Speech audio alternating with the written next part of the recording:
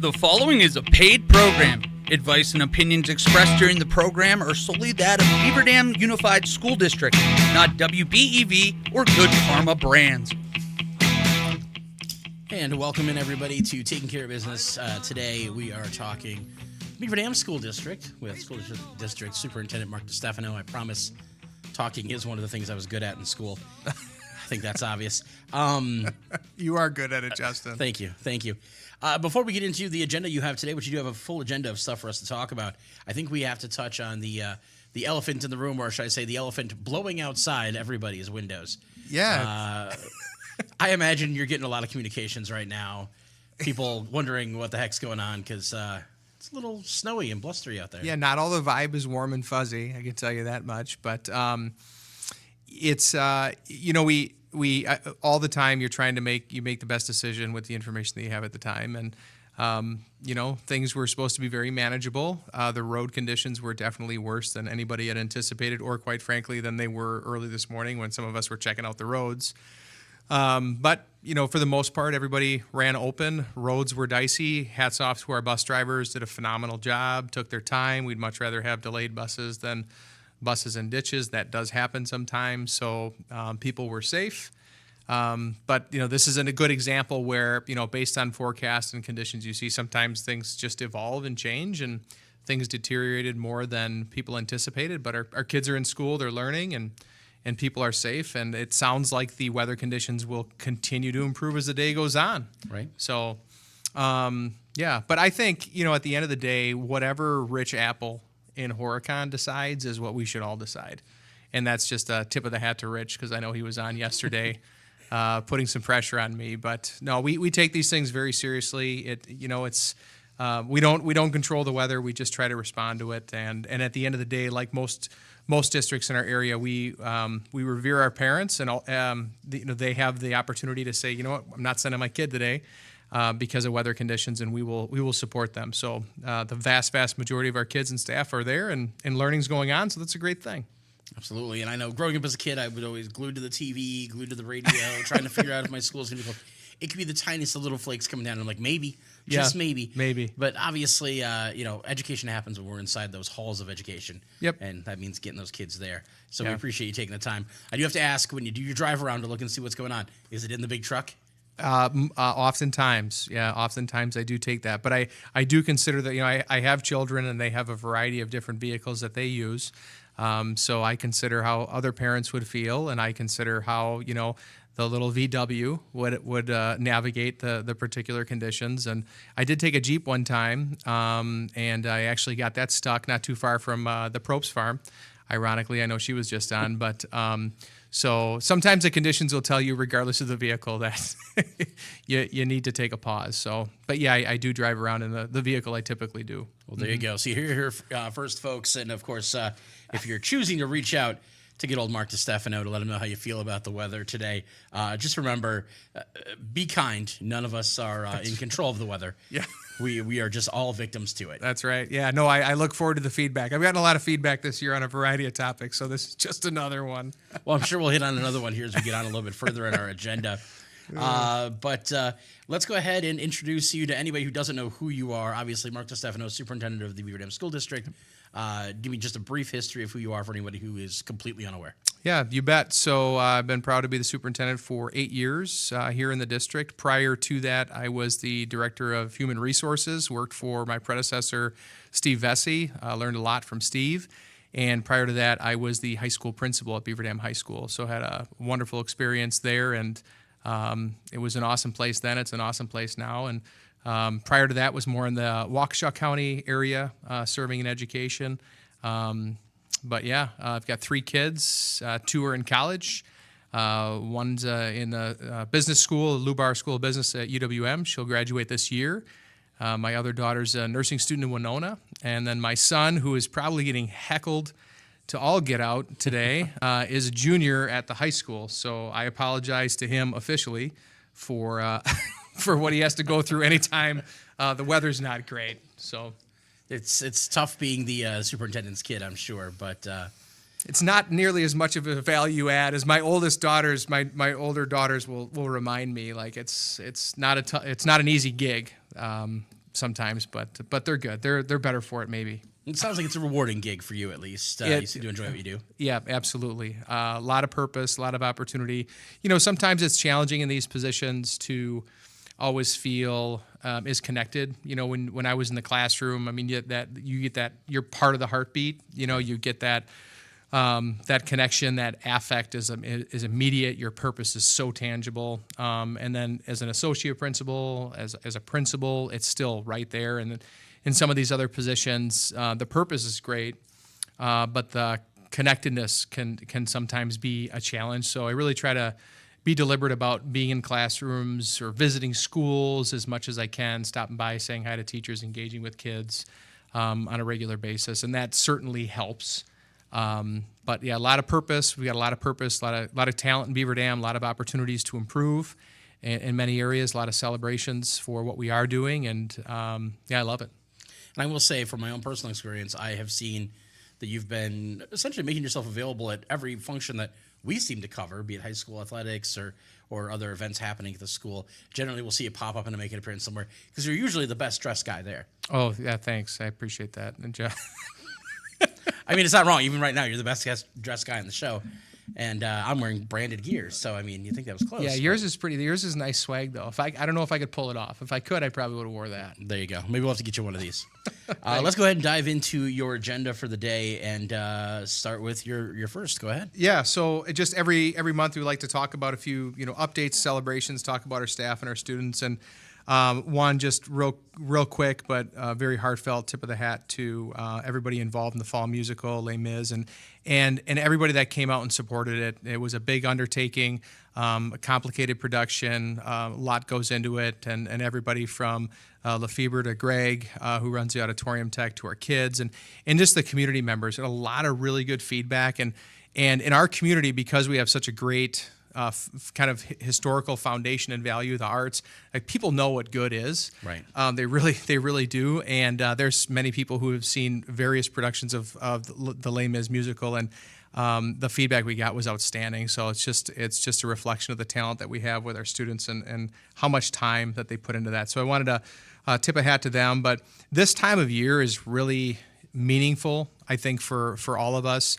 It's that the time of the holidays where we focus on thanks and being thankful and giving and outreach. And I'm just so proud of our kids and our staff for all the work that they do with that. We take it very seriously. All of our kids involved in extracurricular activities. It is an expectation that part of that privilege of being involved in those activities that our taxpayers invest in is that they give back. So they're all involved at some point in time during their season or part of their program to participate in some kind of community service or outreach.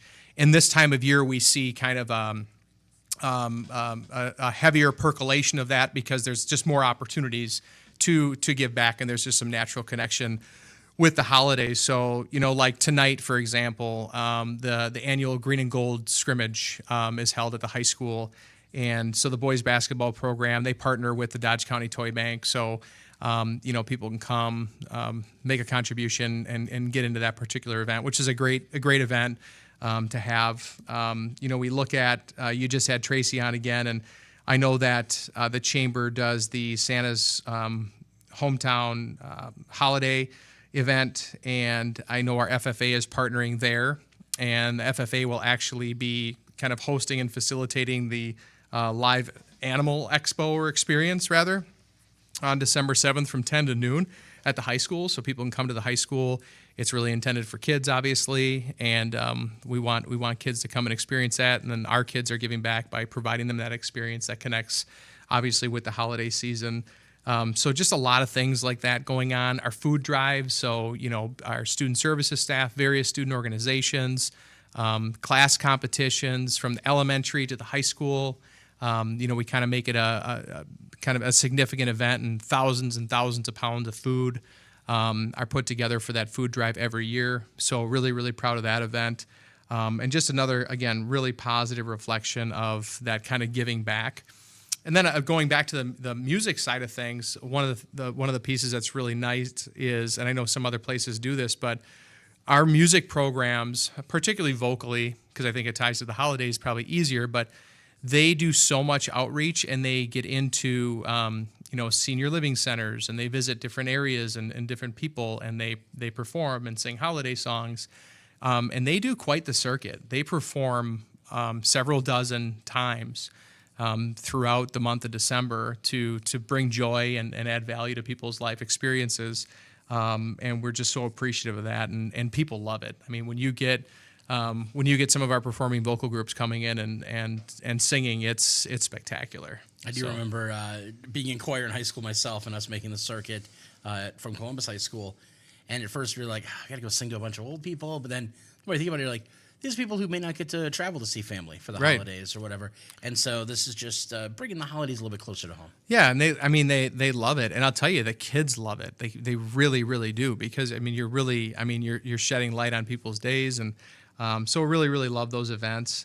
And just a reminder, just because we were talking about senior citizens, that senior citizen activity passes. If you don't already have one, you can pick one up at the Watermark. You can pick one up at the district office, 400 East Burnett Street, and 62 or older, and that gets you into anything. Anything other than WIA sanctioned events, WIA sanctioned playoff events, where WIA basically controls the ticket, and they don't allow us to use a senior citizen discount or activity pass. So, but anything that we're hosting during the regular season, essentially, whether it's concerts, whether it's a game, that gets you in. And we talk about this time of year, and it's important to stay active, to stay engaged.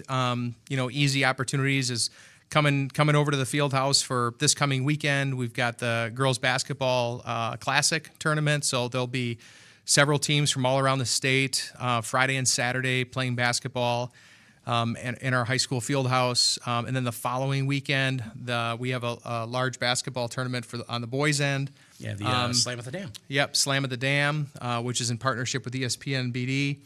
And that's another event Friday and Saturday. A lot of basketball going on. I know you guys do a great job covering that too. But senior citizens, get your passes, come on in for free, and enjoy some really good entertainment in a comfortable environment.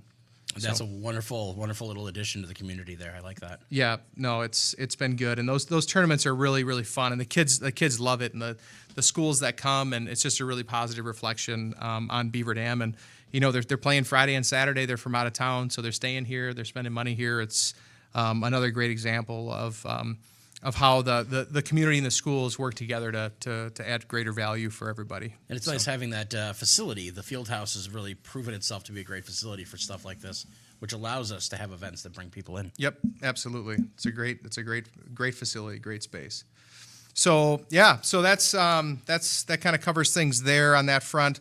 From an updates and celebration piece, I do want to give a shout out to the commitment that a number of our student groups are making in their growth and leadership.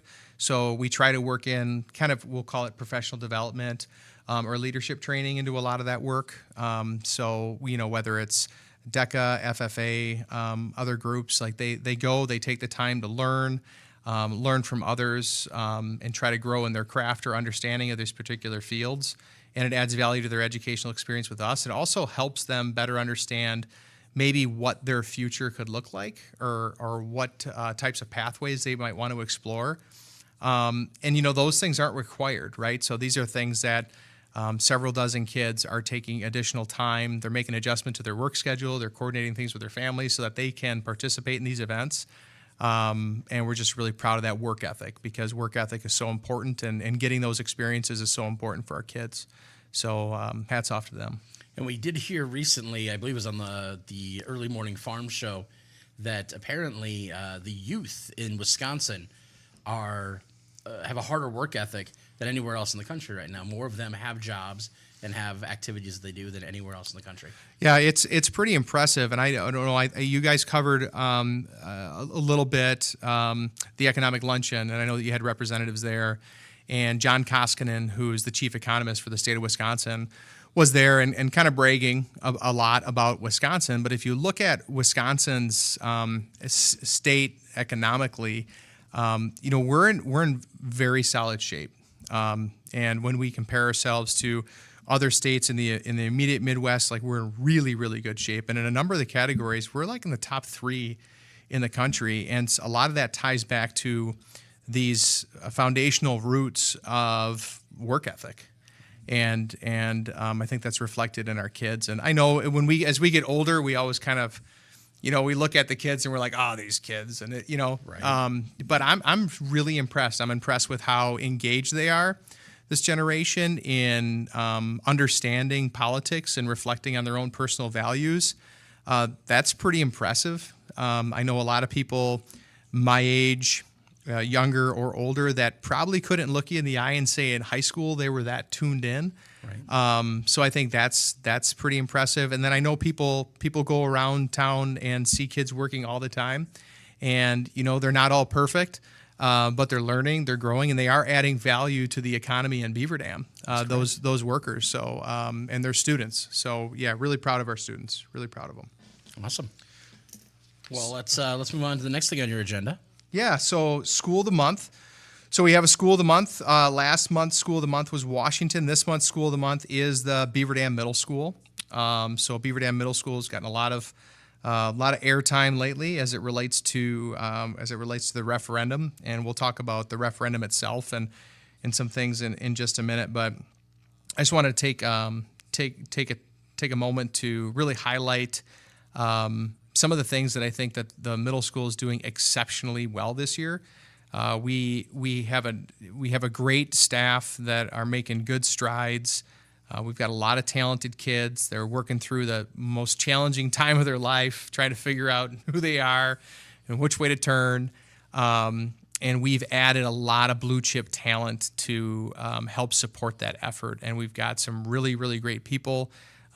We've got a few more kind of local blue chips, some people that are from Beaver Dam, that were successful in Beaver Dam, that went out and were successful not in Beaver Dam, and that have come back to Beaver Dam, that are helping be a part of that team and really care deeply about the future success of the middle school, that we've added to that team this year, and just really, really impressed with that lift.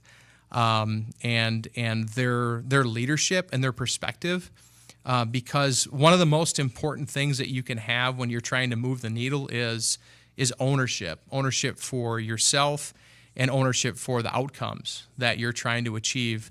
And when you have people that essentially, we use the term like bleed green and gold, care that deeply about Beaver Dam and have that right skill set there, I feel really good about where it's going, and we've had academically, it's been a place where we've struggled. I think if you look statewide at middle schools, it's definitely, the data will show you that it can be a struggle point, but we know that the talent is better, and we know that we're going to get there, and we know that by adding some of the team members that we did, that's going to help. No one person, no three people, it's a shared lift. But really excited about that. So right now, we've added 3 new alumni to some of the core leadership and service delivery areas there, that just really proud of what they're doing and their commitment. And we also moved our director of teaching and learning to the principalship to serve as the principal, kind of overseeing that, to make sure that we're keeping our eye on that item that we need to keep our primary focus on. Right. And at the middle school level, what can often happen is, behaviors are very unique at the middle school. Kind of going back to my first comments, people are trying to figure themselves out, right? A lot of limit testing, a lot of impulsive behavior. I mean, you get into the brain science of it. I mean, their prefrontal cortex literally isn't developed, so they're not always thinking deeply before they make a decision. Right. There's a lot of impulsivity. But at the end of the day, everything we do, whether it's responding or putting together behavior practices or providing social emotional supports, everything ultimately is about that academic needle, right? And having our TNL leader there help kind of maintain that focus and keep us from maybe sliding into other areas of focus that should never outweigh that academic lift, I think is really, really adding value. So I'm more than hopeful. I expect that we're going to see some really, really positive movement because of that strategic and very deliberate investment that we made with some of the people there. at the middle school. And you kind of touched on earlier, you said the youth nowadays is much more tuned in than we were. But as somebody who has a middle schooler myself, my youngest attending, they're in 6th grade now. There's a lot going on there in their brain. And there are days where I'm like, you are just on the ball, kid. And then there are days where I'm like, are you sure you're as old as you think you are? You're just not there. And that, it can change from day to day. Yeah, I mean, we can't poo-poo it. I mean, if people are honest with themselves and reflect on their middle school experiences, I mean, they were unique. I made some of the silliest decisions I've probably ever made, who knows, when I was around that age. And that isn't a pass, and that's not something that we should just expect, but we just need to realize that the lift needs to look different, and we need to couple really, really high expectations with patience and consistency to make sure that we get to the desired outcomes that we expect. Because I get that question too a lot. They'll be like, well, how do you have an elementary school that's just, knocking it out of the park? And most of our elementary schools are absolutely knocking it out of the park. And then, at the middle school, we see some of these challenges, and then they seem to be doing pretty good at the high school. And you guys have all these great offerings and do this, and that. Part of it's development. Part of it is that we need to be better, and we can do better. And we're learning, and we're making those strides and taking those deliberate actions to help improve those outcomes. And like I said, I think right now, too, with the teams that we've put in place and the additions to the teams that are currently there, because there's so many great people serving our students at the middle school, if we can stay consistent with those investments and maintain that continuity year over year, that's where you really get traction, right? Think about yourself in your own setting. If your team keeps changing, it's hard to get traction because you're always, trying to maybe bring somebody up to speed or develop capacity where the capacity had already been built, and that takes away from those other efforts and energies. So really hopeful. A couple of things that are going on at the middle school that I think some citizens might be interested in is we have really become deliberate about our use of instructional time, particularly in ELA, English Language Arts, and mathematics. In other words, there are really specific regimented prescriptions of expectations of the amount of time that's being spent during their class time on different high-leverage learning activities. So it's more prescriptive to make sure that we're making every moment count to the extent possible. It's not meant to over-direct our teachers. Our teachers are actually part of the feedback loop to establish that layout. It's just meant to make sure that we're not losing any moments of opportunity, and things have been going really, really well with that.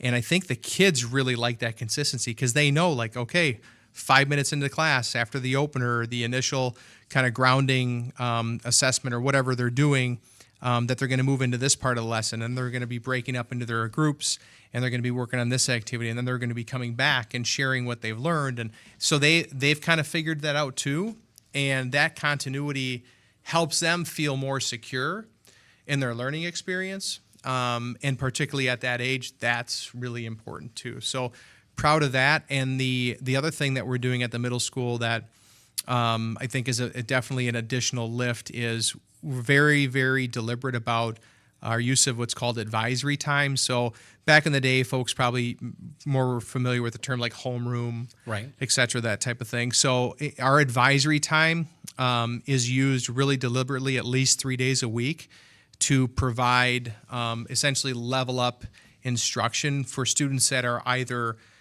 struggling to kind of close the gap and get up to that proficiency level that we expect them to be at, or kids that are there that are doing really well and need that extension too, so that they're not necessarily bored with some of the work, because there's two ends of that spectrum. So at least 3 days a week, that's happening in those core instructional areas, and we feel like that's adding value. And it's important not to try to do too much, but pick things really strategically, be really, really effective, follow through with them, and don't change stuff just to change it. Make sure that it's grounded in really good practice, really good research, and stick to it and work through the challenges that you might face. So that makes a lot of sense to me. I mean, structure was important for me in middle school. That's what kept me on the right path. And having experienced, wizened instructors who could could see, oh, okay, yeah, the reason why Ninja's not doing so good in this math class is because this is nothing for him. He needs to be here. Yeah. And that's something that may have been missed in old homerooms, where all right, you got 15 minutes, I don't know, color, read a book, whatever you want to do, until you have to go to your first class. Yeah. So Yep. I do like that quite a bit. Do you want to take a moment to remind everybody this is a paid program, of course, and advice and opinions expressed during the show are solely that of Beaver Dam Unified School District, not necessarily WBEV or Good Karma Brands. I know that this middle school conversation is going to lead into another middle school conversation we're about to have. We will go ahead and let everybody know that if you do have a question you want to call up, feel free to do so. 885-4446 or 887-9595. You can also text us at the 9595 number if you want to add to the question. But I think you wanted to touch a little bit, or maybe more than a little bit, on the referendum that people saw on their ballots recently. Yeah, it passed, and we are so thankful. It was great to have the opportunity to talk with Wade that morning, November 6th, the morning after the election, and thank the community. And I'd like to do that again. We are so very thankful and very appreciative, and we are committed to being outstanding stewards of that investment. And it is a significant game changer. And I don't think we, as in the adults that supported it or didn't support it, right? I don't think we fully appreciate how much of a game changer this investment will be on many fronts. But it's just such a great reflection of our community. I think it's going to dovetail really nicely into some other efforts that are likely going to be taking place in our community, whether it be from a housing standpoint or access to resources. I just think it's really an extreme value add. And obviously for us with this lift, our kids are the greatest beneficiary. But when our kids are the greatest beneficiary, then our community is the greatest beneficiary as well. So really, really appreciative, really thankful. And there was a lot of work that went into it, a lot of shared lift. A lot of people made a lot of contributions, had a lot of conversations. And I had said this to Wade too, like we're really appreciative of the people that also didn't always have positive news to share or had like really tough questions. Never got too excited about like scathing, unfounded comments online. But sometimes within that, like there's a thread of context that, okay, maybe we need to better clarify some things, right? So, but really appreciative with the level of engagement. It was outstanding. Again, whether you supported it or not, this is something that's moving forward, and we're going to be the best stewards possible. So when something like this happens, like the question becomes like, well, what's next? I was right? Say, now that it's approved, So when do we break ground? What's happening? Yeah, what's next, or what are my taxes going to look like? And well, the good news is from a tax standpoint, there's going to be no tax impact on this year's tax bill. So that's good, I think. Right. But now there's a lot of work, a lot more work than before the referendum, if you will. But now a lot of work that is arguably, I don't want to say more fun, but boy, it feels a little bit better, to be at this point, because now it's about building, creating, and really helping set that stage for our future. So if we recall the referendum, that $107 million, the big nugget in there was the middle school, right? That's 87 for that. But the most immediate and the thing that people are going to see really next is that Washington piece, which was also part of that. So we're spending $13 million at Washington, a building that was built in 1949, to essentially get another 2 to 3 decades worth of use out of that facility. And make sure that it's right sized as well to bring together the Wilson and Washington families, comprehensive 3-section elementary school. So that work's going to start this spring. We had done some pre-planning strategically to position ourselves, because we knew that there were some things that we would have to do even if the referendum didn't pass. But now with the support of the community, we can do it better, and we can do it right, if you will. So this spring, what folks are going to see is they're going to see the addition of the 3 kindergarten classrooms. They're going to see, well, they might not, so they'll definitely see that. They'll see some other spaces that are part of that addition, that part of the programming service for an elementary school. And then there's going to be some other initial renovations that start taking place inside. but we don't do any work inside really when kids are there. Right. So this spring we'll be, fencing the area off and breaking ground and doing some work with that initial addition, which will essentially happen on the south east side of the building. And then the next, by the end of the next summer, and that'll get done this summer, and then by the end of the next summer, Washington will essentially be kind of punched out. So we will have done all the renovation updates. We'll have done that addition. We'll have added the music and the art classrooms. We'll have a nice common space for kids to eat lunch that's appropriately sized, can also be used by the community. The renovations will have taken place. So really excited about that work. That's the first fully comprehensive thing that some people will be able to see kind of from start to finish over the next 2 summers. Relative to the middle school, essentially what happens is once we get to a certain point in all the Washington plan design, which we're not too far from there yet, so within the next month and a half, then we'll start that plan detail and design with the middle school. Right. So we'll start that plan, detail, and design with the middle school, and we're really committed to engaging our stakeholders in that. So that plan design goes through a series of loops of engagement. So with the staff, for example, they have 3 different touch points of engagement on instructional programming, feedback, those types of things, design, layout, etc. With the community, there's some schematic layout things that we're going to ask for people's feedback on. So I'm excited to do that. I mean, this is a significant investment from the community. It doesn't mean there's going to be a Facebook poll on something. That means that we're going to have an event this winter, kind of like a community info session feedback opportunity, right, where the architects will actually present and take people through some things and garner some feedback on what the community would like to see. So when we start pushing that data out, I'd encourage people to consider attending. I mean, yeah, I would expect that we're going to have at least 20 people there, but I mean, we'd love to see more than that. Right. There to provide that feedback because, like I said, I mean, this is a very, very significant investment, and part of the whole purpose and vision for that space is that not just the school, but that whole campus layout adds value to the community. So getting some feedback from the community is going to be really, really important. Couple other things that people probably don't realize that'll go into some of the planning and design. One is, we partner with the fire department and the city throughout the whole process because they're part of plan approval, right? Direct plan approval. So we'll definitely be talking to them. But we'll also be bringing in our police department, and we'll also bring in representatives from the sheriff's office to share perspective, offer feedback on certain design elements, and particularly as it relates to safety, campus safety, school building safety. So we will directly engage them in the design. I think when you're doing a new building, that makes the most sense. Right. And so we're really excited about some of that feedback and partnership. And then we've also already made contact with and we'll be bringing in a representative from the Department of Homeland Security. So that's something that they do. That's not like a red flag. Like that's not a problem. That's a proactive. They've got a different lens, different perspective, and I'm sure that some representatives from our police department and sheriff's office probably wear similar hats.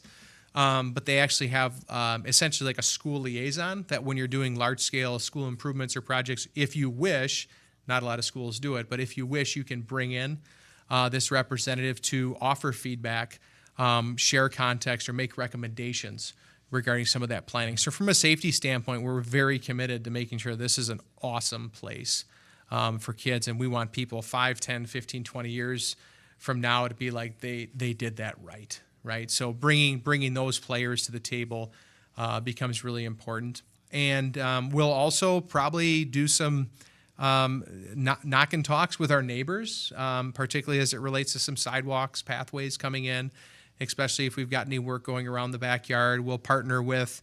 I'll sit down with representatives from St. Catherine Drexel again. Probably stop by Father Will's office, talk with him about some of the landscaping and design that we're doing to intentionally maintain the sanctity of the cemetery, that the properties adjacent to it, the kind of that one cutout area.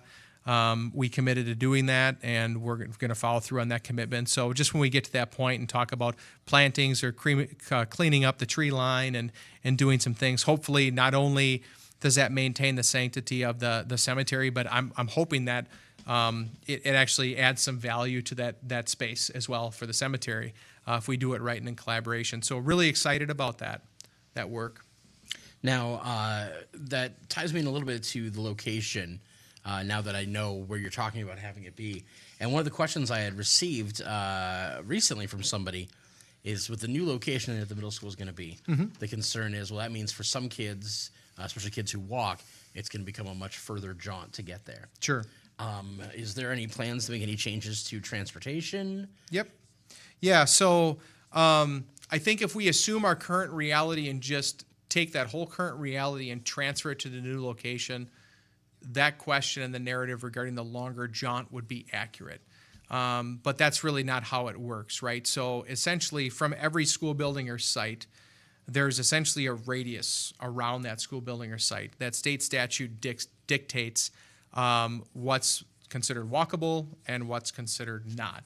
And there's some other factors or nuances, like depending on what type of a street you're walking across, right? Is it a controlled intersection or is it not? Do you have a crossing guard and it's not a controlled intersection, or do you have a crossing guard? So there's some other factors that go into it.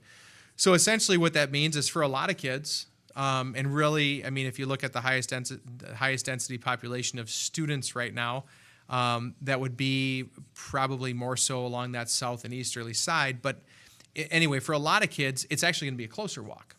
So we've got to keep that in mind. Now, our students to the north, which in our city boundary, again, all of our country students are essentially being bused anyway, right? So if you look at the north side of our boundary region, which is primarily from a city standpoint, that's really the Washington boundary, part of the Lincoln boundary, et cetera. They're going to have access to bus transportation. So we'll be adding routes. Could be as little as 2. We think it might land around 3, but that all depends on ridership and routing. And essentially, there'll be buses coming through the thoroughfares, or kind of the arteries of that north side of town, to pick students up to get them to the middle school. So they're going to have access to bus transportation. Now, some parents might decide to drive their kids. Some kids might decide that they'd rather take their bike, and who knows? Right. But they'll have the opportunity to sign up for it. So nobody's gonna all of a sudden have like a 3-mile walk to that new middle school. So transportation is definitely a part of that, factored in. We did some initial mapping, had conversations, looked at different pathways. And then the other piece that's come up similarly is, what about sidewalks? There aren't any sidewalks there, and correct, not yet. They will be as part of the plan requirements and approval. And then we'll work with neighbors, the city, et cetera, to put in quality sidewalks and multi-use paths to make sure that people can safely access the campus from the subdivision side as well as the Spring Street side. Now, the next question people are going to have, and kind of relates to the timeline, breaking ground. When are they going to see stuff start to happen? Yep. And follow up with that would be, once it's in place, because people always think, well, then they're just going to want to build another new school 10 years from now. Yeah. Let's talk a little bit about longevity. What are we thinking? Yeah. So a couple of things. As far as the middle school itself, so we said, Washington this spring, breaking ground. The middle school, depending on where the plan development's at and the plan approval process, and some of those things are outside of our control as far as just the timeline. But the target is to, by the end of this summer or early fall, we will be basically moving earth, grading type work. So that will officially be breaking ground time. I don't know if it's going to coordinate with like homecoming or something like that, but around that time of year, the fall, early school year, is when we anticipate that will take place. And then move in fall of 27, essentially punched out, buildings done July of 27. It's going to take a little while to move in, get it ready to go.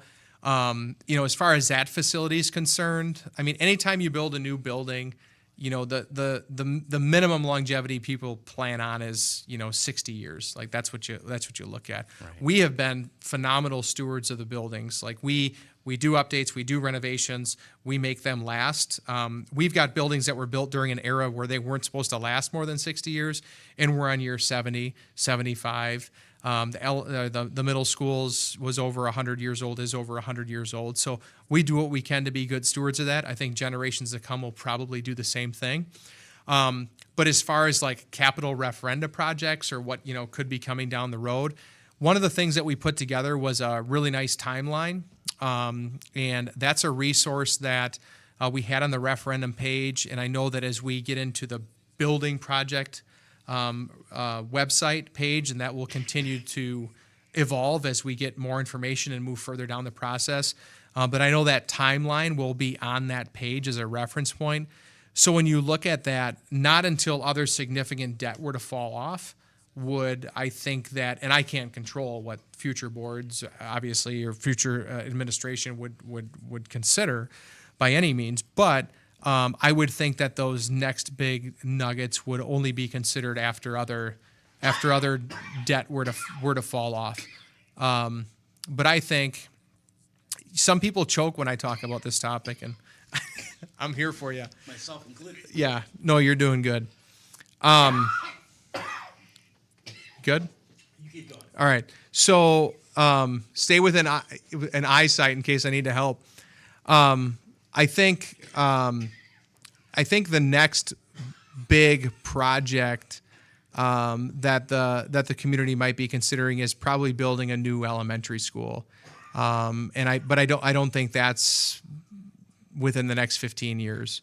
But if we look at the timeline, there's some natural layouts mapping out of opportunities where, again, other debt's falling off. You gonna check on him? He's right in here. He's coughing, but I think he's good. He's good. No, we're having a good. Ninja, this is like me eating lunch. It's just I'm just by myself looking for a friend. People ask why I stop by the gas station so much. This is why I see people who talk to me. So, just kidding. No, I'm here. I had to switch to water. Oh, Apparently, I've been doing a lot of talking today. So, what did you have that wasn't water in that cup? Maybe we should talk about that. It's hot chocolate, Mark D. That's all it is. Hot chocolate. Just hot chocolate. Well, I'm glad you're doing better. So, I think this building that we build is going to last a long time. I think between Washington and Jefferson Elementary, once those elementaries, even with the updates that we did at Jefferson, we're going to be doing at Washington. Once you get to point that those buildings are around 100 years old, and that's not the mark. It's not like, if it gets to be 100, you got to replace it. I know because people can tell me we got buildings that are 200 years old. I get it. I'm not saying that, but it's going to depend on what's the cost going to be to update or renovate it at that point in time.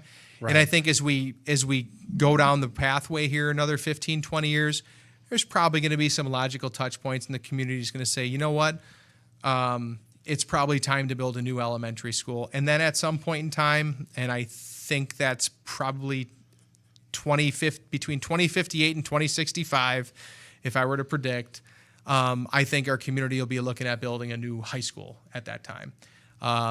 But don't worry, everybody who's listening. I said between 2058 and 2065. Right. So we've got some time. And again, the future leaders will manage the debt layout strategy associated with that.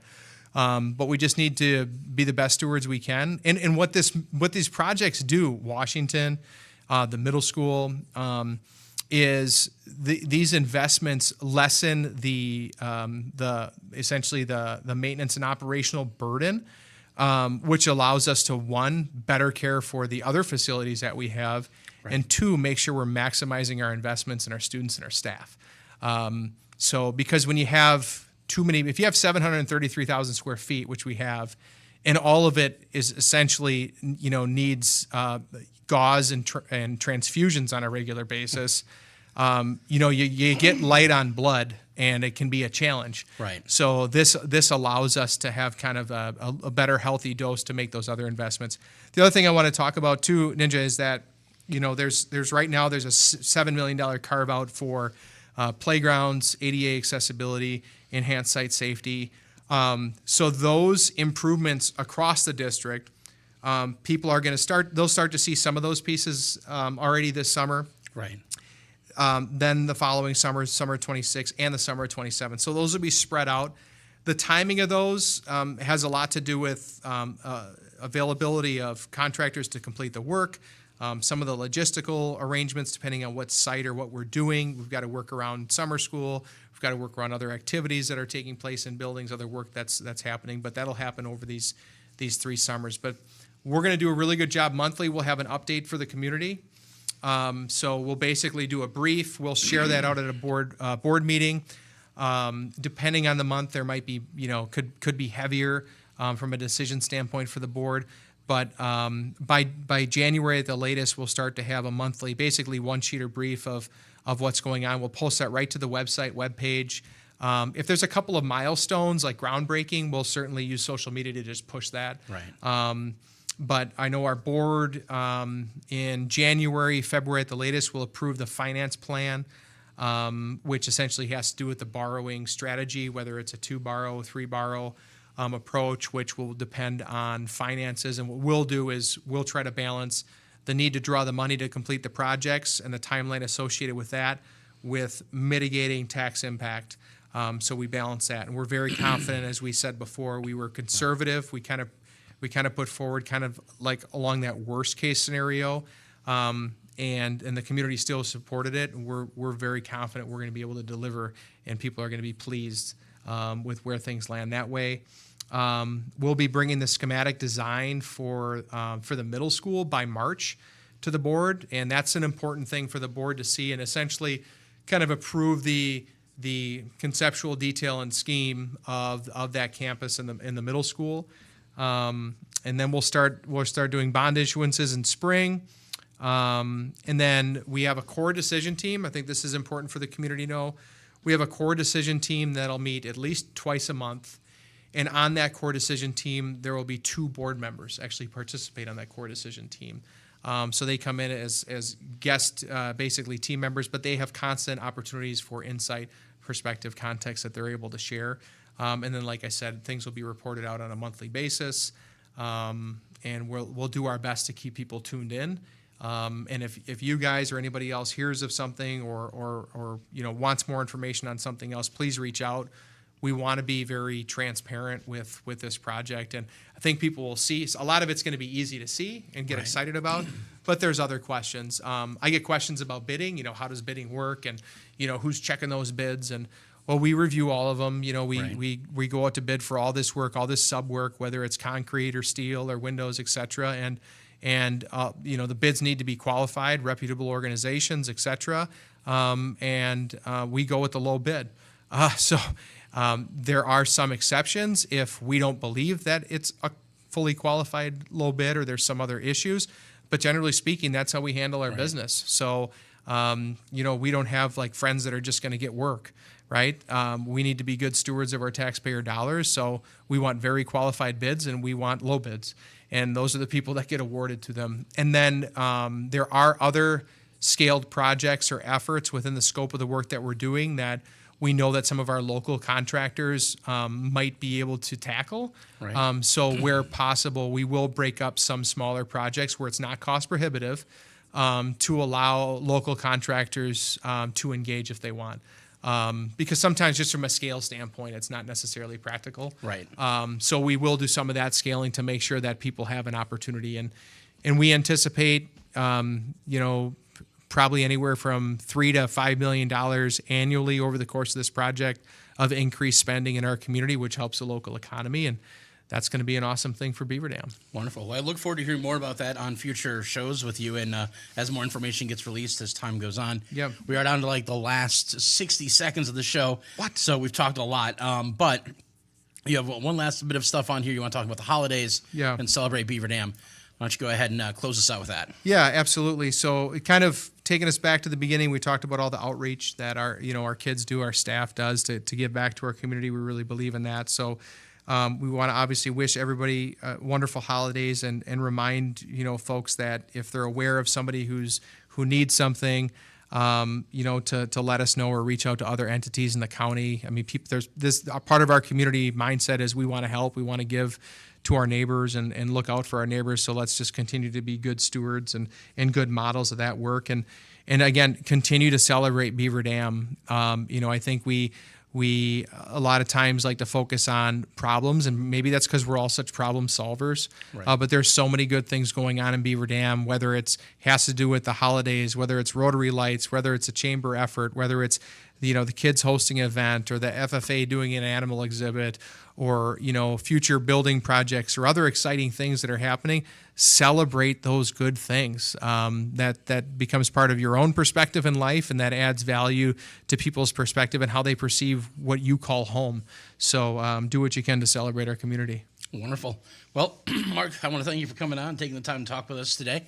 It's always enlightening when you're here, and and I appreciate you putting up with my choking on your words. I'm just glad that you're okay, and oh yeah, no worries. Thank you so much. You'd think as somebody who talks a lot, I'd be more used to this. Oh, you're good. But this has been a paid program. The advice and opinions expressed during the program are that of the Beaver Dam Unified School District, not necessarily WBEV or Good Karma Brands.